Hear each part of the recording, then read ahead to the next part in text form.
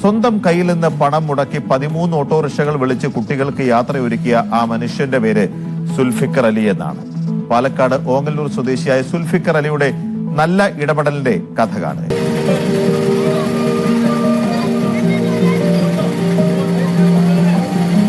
വാടാനംകുറിച്ചി railway മേൽപ്പാലം approach road നിർമ്മാണത്തെ തുടർന്നാണ് പട്ടാമ്പി ഗുരുവായൂർ സംസ്ഥാന പാതയിൽ ഗതാഗത നിരോധനം. ബസ്സെല്ലാം റൂട്ട് മാറ്റി തിരിച്ചുവിട്ടതോടെ റെയിൽവേ ഗേറ്റിനടുത്ത് സ്കൂൾ വിദ്യാർത്ഥികൾ പ്രയാസത്തിലായി. സ്കൂൾ വരെ ദൂരം 10 കിലോമീറ്റർ. കുട്ടികളുടെ പ്രയാസം നേരിട്ട് കണ്ടതോടെയായിരുന്നു സുൽഫിക്കറിന്റെ ഇടപെടൽ. ഇപ്പൊ ഞാൻ 7ാം ക്ലാസ്സും കുസ്തിയോട് ആ പഠിക്കാത്തതിന്റെ വിഷമം ഇപ്പോഴാണ് എനിക്ക് മനസ്സിലാവുന്നത്. അപ്പൊ അതിന്റെ ഒരു ഘട്ടത്തിലാണ് ആ വിദ്യാർത്ഥികളോട് കരുണ കാണിച്ച് 13ഓളം ഓട്ടോറിക്ഷകൾ ഇവിടെ നിന്ന് വിളിച്ച് ഓട്ടോറിക്ഷയിൽ കുട്ടികളെ കയറ്റി സ്കൂളിലേക്ക് പറഞ്ഞയക്കുന്ന ഒരു അവസ്ഥയാണ് ഉണ്ടായത്. പേര് വെളിപ്പെടുത്താൻ ആഗ്രഹിക്കാത്ത ഒരു വ്യക്തി തന്നതാണ്.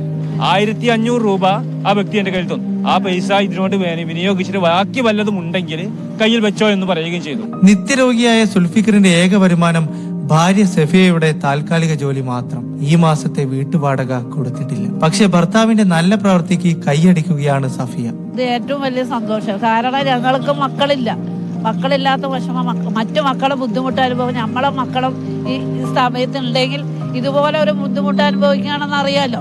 അപ്പൊ മക്കളോട് നമുക്ക് അത് പ്രത്യേകിച്ച് ഒരു സ്നേഹമുണ്ട്.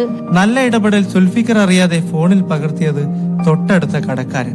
ഞാൻ കടയിലേക്ക് വരുമ്പോ ഇവിടെ കുറെ കുട്ടികൾ കൂടിയിരിക്കുന്നു. പെട്ടെന്ന് ഒരു സൗണ്ട് കേറുടെ പൂവടങ്ങൾ ഈ വണ്ടിയിൽ കയറി പോയിക്കോളും എന്നൊക്കെ പറയുന്നുണ്ട്. അപ്പൊ എന്താണെന്ന് മനസ്സിലായില്ല. വണ്ടിയോടെ നിർത്തി നോക്കുമ്പോ ഒരു ഓട്ടോറിക്ഷ ഇവിടെ നിർത്തിയിട്ട് അതിൽ കുറെ കുട്ടികളെ അവിടെ കയറ്റുന്നുണ്ട്.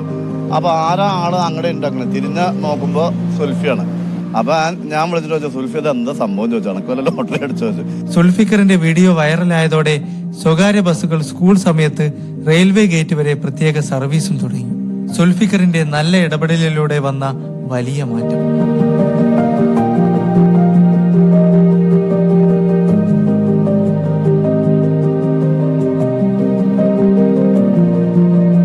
എന്തൊരു മനുഷ്യനല്ലേ.